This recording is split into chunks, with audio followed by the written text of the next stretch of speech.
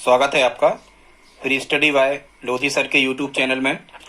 छात्रों, आज हम आपको बताने वाले हैं कक्षा 10वीं विज्ञान, चाहे वो एमपी बोर्ड हो चाहे सीबीएसई बोर्ड हो, सभी का साइंस का सिलेबस समान है। और यदि आप हमारे यूट्यूब चैनल पर पहली बार विजिट कर रहे हैं तो प्लीज़ हमारे चैनल को सब्सक्राइब कर लें, साथ में बेल आइकन पर भी क्लिक कर दें ताकि नोटिफिकेशन सबसे पहले आपको मिलता रहे। स्टूडेंट्स, आप वीडियो को लाइक भी कर दें। यदि आप कक्षा 10वीं में इस समय अध्ययन कर रहे हैं तो आपको ये वीडियो बहुत ही इम्पोर्टेंट होने वाला है, क्योंकि साइंस के वार्षिक परीक्षा के पेपर में यहाँ से 4 या 5 अंक के जो रूढ़ चिन्ह हैं साइंस के विद्युत परिपथ के, वो निश्चित रूप से 4 या 5 यहाँ से आने वाले हैं। तो फिर स्टूडेंट्स, आप पेन और कॉपी उठा करके बैठ जाएं।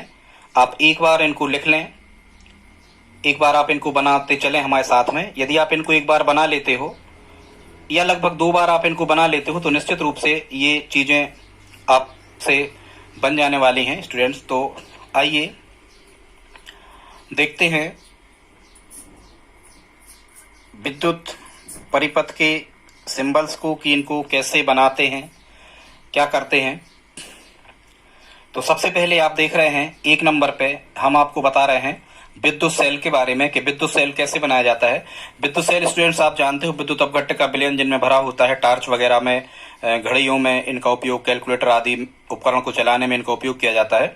तो विद्युत सेल में 2 प्लेटें होती हैं, एक धन प्लेट होती है और एक ऋण प्लेट होती है। जरा ध्यान से सुनना, इसमें जो बड़ी प्लेट होती है वो धन होती है हमेशा और छोटी प्लेट होती है वो ऋण होती है। तो विद्युत सेल या हम कहें ईसी इलेक्ट्रॉनिक सेल को किस प्रकार से दर्शाया जाता है, तो ये संकेत आप इस प्रकार से आप बना के देख लेना। ये विद्युत सेल का संकेत है, ये धन प्लेट है और ये ऋण प्लेट है। धन प्लेट बड़ी होती है, ऋण प्लेट छोटी होती है। विद्युत धारा धन से ऋण की ओर प्रवाहित होती है। इसके बाद हम देख लेते हैं बैटरी या सेलों का संयोजन। यदि कभी आपको स्टूडेंट्स प्रश्न आता है कि सेलों का संयोजन किसे कहते हैं, तो इसमें हमें हमेशा ध्यान रखना होता है सेलों का संयोजन क्या कहलाता है।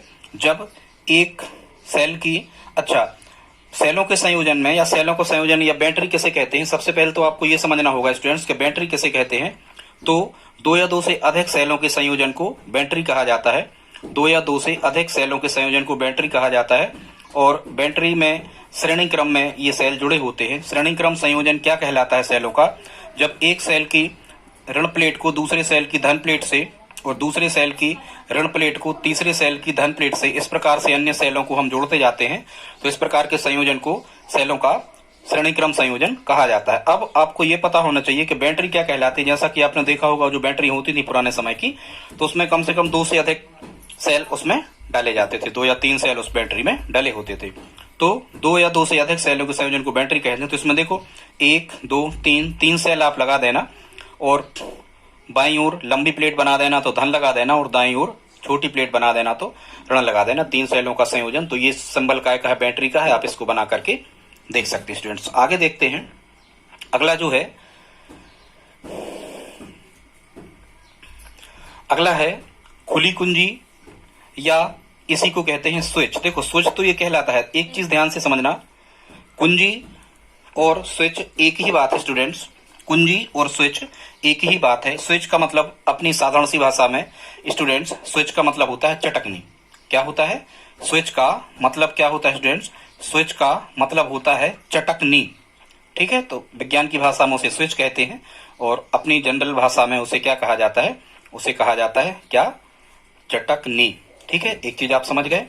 तो ये लिखा है खुली प्लग या कुंजी। ठीक है, खुली प्लग या कुंजी। खुली प्लग या कुंजी का मतलब होता है स्टूडेंट्स कि चटकनी चालू है।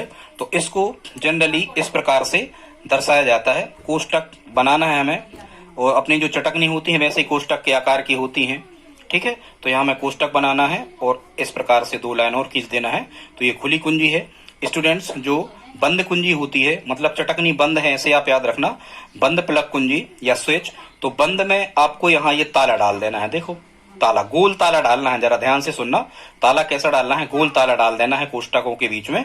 ठीक है, तो इस प्रकार से ये हो जाती है बंद कुंजी या स्विच। इसके बाद में स्टूडेंट्स अगला है तार संधि। तार संधि 5 नंबर पे आप देख पा रहे हैं। अगला है तार संधि। स्टूडेंट्स, तार संधि का मतलब होता है जहां दो या दो से अधिक तारों का संयोजन किया जाता है, या जहां विद्युत धारा किसी मुख्य तार में बह रही होती है और उस तार से कई अन्य जगह पर विद्युत धारा भेजने के लिए जब दो से अधिक तार जब एक स्थान पर लगा दिए जाते हैं तो उसे कहते हैं तार संधि। और तार संधि में इस प्रकार से आपको सिंबल बनाना है। एक यहाँ ये गोल बना देना है संधि में, ठीक है, और इस प्रकार से एक सिंबल आपको सीधी लाइन खींच के उसको क्रॉस कर देना है, तो ये बन जाएगी आपकी क्या, तार संधि। ठीक है। इसके बाद में छठवें नंबर पे है बिना संधि के तार क्रॉसिंग। क्या है? बिना संधि के तार क्रॉसिंग मतलब तार में जोड़े नहीं गए हैं लेकिन तार को यहां से वहां भेजा गया है, तो बिना संधि के तार क्रॉसिंग का इस प्रकार से सिंबल बनता है। एक हंसिया जैसा आपको चिन्ह बना देना है और एक सीधी रेखा यहां से निकाल देना है, बिना संधि के तार क्रॉसिंग ये कहलाता है। अगला है विद्युत बल्ब। तो विद्युत बल्ब स्टूडेंट्स बिल्कुल सरल है, जनरली या तो बल्ब ही बना आता है आपको या फिर विद्युत बल्ब। और ये पूछे कैसे जाते हैं आपसे, एक चीज और समझ लो कि ये सब उनमें लिखा आता है कि खुली प्लग कुंजी बनाओ, बंद प्लग कुंजी या स्विच बनाओ, या तार संधि बनाओ, या बिना संधि के तार क्रॉसिंग। या तो ऐसा लिखा आता है तो आपको ये चित्र बनाना होते हैं, या फिर ये चित्र बने आते हैं तो आपको ये लिखना होता है कि क्या है। मुख्यतः अभी तक जो प्रश्न आए हैं, और ये आपके हम 2021 में इस वीडियो को बना रहे हैं, 2019 और 2020 में लगातार यहां से 4-4 अंक के एमपी बोर्ड में प्रश्न पूछे गए हैं। आप अच्छे से इनको तैयार कर लेना तो आपके 4 से 5 अंक निश्चित रूप से तय हो जाने वाले हैं। तो विद्युत बल्ब में आप बल्ब जैसा ही चित्र बना लेना। फिर ये प्रतिरोध कहलाता है, ठीक है, रेजिस्टेंस। प्रतिरोध का मतलब होता है कि विद्युत धारा प्रवाह में रुकावट डालने वाला पदार्थ। तो प्रतिरोध को जनरली हम इस प्रकार से दर्शा देते हैं, तार को इस प्रकार से मतलब डुंटी टाइप की, इस प्रकार से हम कुंडली टाइप की बना देते हैं। इसके बाद में है परिवर्ती प्रतिरोध या धारा नियंत्रक। तो परिवर्ती प्रतिरोध या धारा नियंत्रक एक ही बात है स्टूडेंट्स। आपको परिवर्ती प्रतिरोध ये 9 नंबर पे परिवर्ती प्रतिरोध या धारा नियंत्रक में क्या करना होता है, पहले आप एक प्रतिरोध का सिंबल बनाना और फिर एक नीचे से ऊपर की ओर एक तीर और आपको निकाल देना है, तो ये कहलाता है परिवर्ती प्रतिरोध या धारा नियंत्रक। इसका कार्य क्या होता है, परिपथ में विद्युत धारा को नियंत्रित करता है, ज्यादा बहने से रोकता है। इसके बाद में 10 नंबर पे यहाँ लिखा है एमीटर। ये अमीटर है, इसको हम एम्पियर मापी कहते हैं। ये विद्युत धारा की प्रबलता मापता है एम्पियर में। तो ये गोल लगा के आपको ए लिखना है, ए ये डिनोट किया है या इनिशियल्स लिखा है अमीटर का। और इसमें ये 2 प्लेट तो आपको लगाना ही है, और बाईं ओर हमेशा धन सिरा रहता है इसका और दाईं ओर हमेशा ऋण रहता है। धन और ऋण का बड़ा महत्व होता है, अमीटर हो चाहे वोल्ट मीटर हो। ठीक है। फिर हम आ जाते हैं काय पे, वोल्ट मीटर पे। तो ये वोल्ट मीटर जो है ये विद्युत धारा, अमीटर विद्युत धारा की प्रबलता को मापता है। या कभी आपसे पूछा जाता है कि विद्युत धारा की प्रबलता मापने का उपकरण क्या है, तो अमीटर मापता है विद्युत धारा की प्रबलता एम्पियर में। फिर हम चलते हैं तो वोल्ट मीटर को देख लेते हैं। 11 नंबर पे ये वोल्ट मीटर लिखा है। वोल्ट मीटर को भी आपको गोला बनाना है। ये उपकरण होते हैं पर जनरली संकेत में ऐसे दर्शाए जाते हैं। आपको गोला बनाना है, फिर यहाँ भी लिखना है, इसमें भी बाईं ओर धन लिखना है।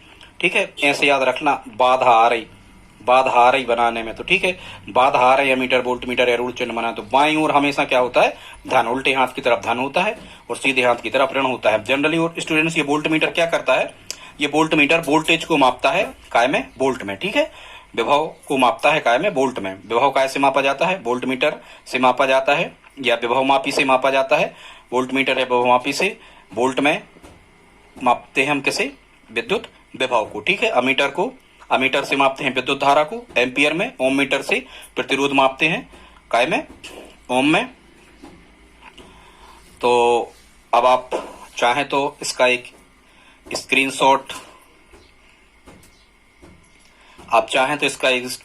ले सकते हैं स्टूडेंट्स। यहां से 4 अंक आपके तय हो जाने वाले हैं।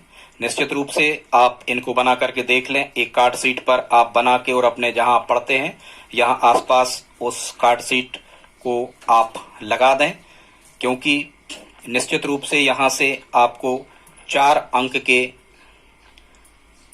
का एक क्वेश्चन आने वाला है। आप स्क्रीनशॉट ले सकते हैं इसका। स्टूडेंट्स, यदि आज का वीडियो आपको अच्छा लगा हो तो प्लीज हमारे चैनल को सब्सक्राइब कर लें। साथ में अपने दोस्त मित्र रिश्तेदारों के यहाँ शेयर करें, लाइक कर दें। मिलते हैं अगले वीडियो में। धन्यवाद।